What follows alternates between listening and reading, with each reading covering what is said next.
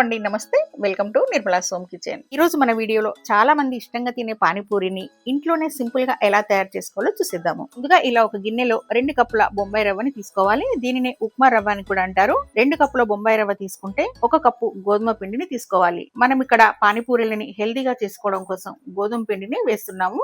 మీరు కావాలంటే గోధుమ పిండి ప్లేస్ లో మైదా పిండిని వేసి కూడా పానీపూరిని చేసుకోవచ్చు. రుచికి సరిపడా కొద్దిగా ఉప్పు, పావు స్పూన్ వంట సోడా వేసి ఇలా నీళ్ళని కొద్దిగా వేస్తూ పిండిని కలుపుకోవాలి. పిండి ఇలా గట్టిగా కాకుండా సాఫ్ట్ గా కలపాలి. ఉప్మా రవ్వ నీళ్ళని పీల్చుకుంటుంది కాబట్టి ఇలా సాఫ్ట్ గా ఉండాలి. 15 నిమిషాలు పిండి నానేలోపు పానీపూరిలోకి పానీని రెడీ చేసుకుందాము. చిన్న నిమ్మకాయ అంత చింతపండుని ఓసారి కడిగి నానబెట్టి పులుసు తీసుకోవాలి. కొద్దిగా అల్లము, ఒక చిన్న కట్ట పుదీనా, 3 పచ్చిమిరపకాయలు, ఒక చిన్న కట్ట కొత్తిమీర, వీటిని మిక్సీ జార్లోకి వేసి తగినంత ఉప్పు వేసి మెత్తని పేస్ట్ లా చేసుకోవాలి. ఇలా మెత్తగా చేసుకున్నామంటే ఫిల్టర్ చేసే అవసరం ఉండదు. ఇప్పుడు ఇందులో సగం ఒక నిమ్మరసాన్ని వేసి అంతా ఒక పాత్రలోకి వేసుకొని ముందు తీసి పెట్టుకున్న చింతపులుసును కూడా వేసి 1 టీ స్పూన్ కారం, 1 టీ స్పూన్ వేయించి మిక్సీ పట్టుకున్న జీలకర్ర పొడి, teaspoon chaat masala, teaspoon మిరియాల పొడి వేసి 1/2 లీటర్ నీళ్ళని పోసి అన్ని సరిపోయినాయో చూసుకొని పక్కన పెట్టండి. పానీపూరిలోకి ఆలు పచ్చి బఠానీ మసాలా కర్రీని ప్రిపేర్ చేసుకుందాము.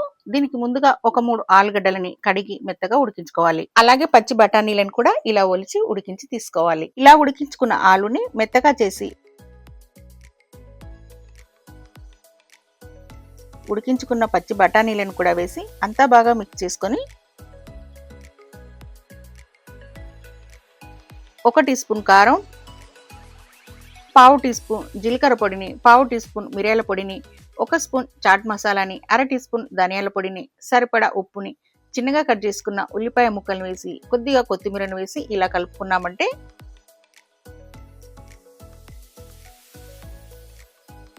పానీపూరిలోకి ఆలు బఠానీ కర్రీ కూడా రెడీ అయిపోయింది. కాబట్టి ఇప్పుడు పానీపూరిని రెడీ చేసుకుందాం. ఇలా పిండిని తీసుకొని పొడి పిండి వేయకుండా ఇలానే చేసుకోవచ్చు. లేదా ఒక చుక్క నూనెను వేసి కూడా ఇలా చపాతీలాగా మరీ మందంగా కాకుండా మరీ పల్చగా కాకుండా చేసుకొని ఇలా పానీపూరి సైజు ఉండే మూతతో ఇలా కట్ చేసుకొని ఇలా అన్నింటిని కూడా ఇదే విధంగా చేసి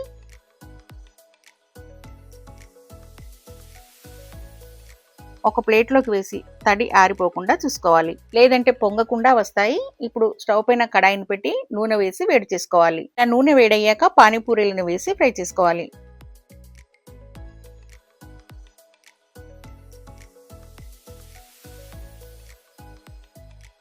ఇలా ఒక బౌల్లో టిష్యూ పేపర్ వేసి వేసుకోవాలి. మొత్తం పూరీలను కూడా ఇలానే కాల్చుకోవాలి. చూడండి, పానీపూరీలు మొత్తం రెడీ అయిపోయాయి. మనకి మసాలా కర్రీ పానీ కూడా రెడీగా ఉన్నాయి. కాబట్టి ఇప్పుడు పానీపూరిని తీసుకొని ఇలా చేసి మసాలా కర్రీని పెట్టి పైనుంచి కొద్దిగా ఇలా ఉల్లిపాయ ముక్కలు వేసి ఇలా పానీలో ముంచి ఒక ప్లేట్లోకి తీసుకొని తినేయడమే. బయట బండి మీద దొరికే పానీపూరీల్ని ఇంట్లోనే వేడివేడిగా సింపుల్ గా ఎలా ప్రిపేర్ చేసుకున్నామో చూసారు కదా. అలాగే వీడియో నచ్చితే లైక్ చేసి కామెంట్ చేయండి. మీ ఫ్రెండ్స్ అండ్ ఫ్యామిలీ మెంబర్స్ కి వీడియోని షేర్ చేయండి. మరిన్ని రెసిపీస్ కోసం నిర్మలాస్ హోమ్ కిచెన్ ని తప్పకుండా సబ్స్క్రైబ్ చేసుకోండి.